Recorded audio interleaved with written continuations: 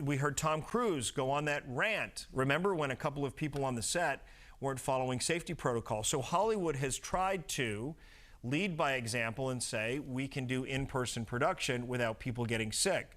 The unions in these acting groups and the Producers Guild are saying otherwise, that they are putting themselves at risk, we should say. 7,400 people were hospitalized with coronavirus in LA County, 20% of them in intensive care. So they are dealing with an extraordinary number of people becoming ill. It really has become California, LA County in particular, the new epicenter. So we could see this have a ripple effect. We've already seen it shut down movie productions, halt the release of films.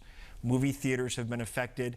So as they continue to not work, that's less content to be released. That all has a ripple effect on everybody down the line. We also want to point out, of note, that Congress convened for the first time over the weekend with lawmakers in the House and the Senate being sworn in. So that is underway against the backdrop of probably one of the most pivotal elections that we've seen on a state level in a very long time, and that is the Senate runoff tomorrow in Georgia. The number of people who have voted early is exceeding some 2.5 million. That's a record number. In terms of how that breaks down, Democrat versus Republican, we don't know. We certainly know from the presidential election that an extraordinary number of people who were Democrat voted early or by mail. Republicans tended to vote the day of. Will that happen tomorrow? And is all of the rhetoric and conversation around a fraudulent election, especially in Georgia, is that going to impact whether or not Republicans turn out at the polls? Over the weekend on Saturday, the Washington Post broke a story of the president and a call recorded with the Secretary of State in Georgia, where the president seemingly is saying, listen, these numbers are wrong, and we need to get a handle on them, and you need to come up with a recount. Of course, they've already recounted. They've already done signature verification, and the Secretary of State in Georgia, who's also Republican, has told the president, your data is wrong, the election was fair, and all of this is culminating. Anna Warnecke is joining us from Washington for this busy swearing in on a presidential election year, with the inauguration coming up on the 20th. With the election tomorrow in Georgia, Anna, that's a big one. We just framed that. And we also have January 6th and the president's call for Republicans to dispute the election count and the electoral count in both houses of Congress. What do you make of all of this, and where is this headed?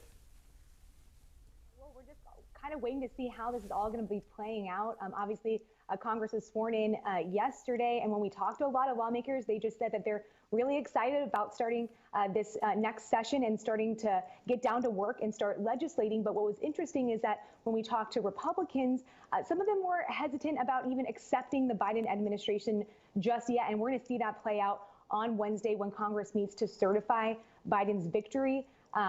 Senator Ted Cruz is leading an effort to challenge President-elect Joe Biden's victory. He's among 11 Republican senators who say that they will object to certification.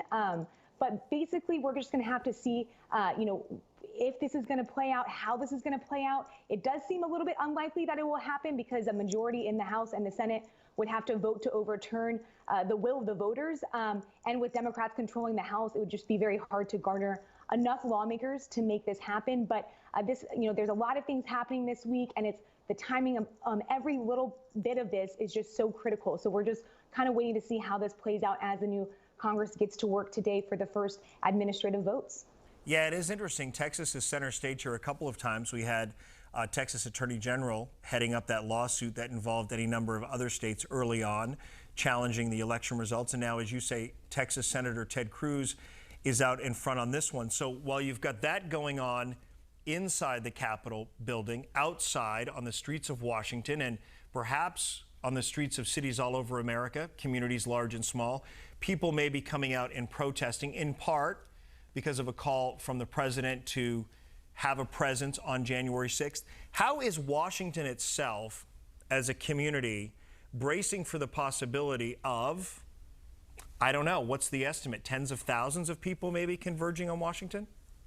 Well, I will tell you, a lot of businesses around the capital area have already boarded up and closed down.